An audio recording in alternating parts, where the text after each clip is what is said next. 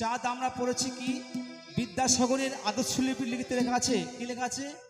একে চন্দ্র মানে একটি চাঁদ, দুই পক্ষ, কি পক্ষ? কৃষ্ণ পক্ষ শুক্ল পক্ষ, তাই তো?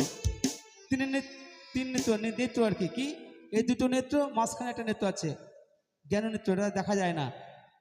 তাই চারটি বেদ কি আছে? ঋক সাম যজু অথর্ব, এইভাবে পঞ্চবান ষষ্ঠ ঋতু মানে ঋতু সব কিছু বলেছেন আমাদের। কে বলেছেন?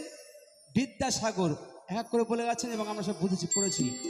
তো বাউল কি বলছেন? না, বাউল বলছে চাঁদ হচ্ছে দুটো। কেমন চাঁদ?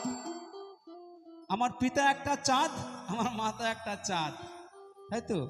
আর চাঁদের সংস্পর্শে আর এক চাঁদের উদয় হয়েছে।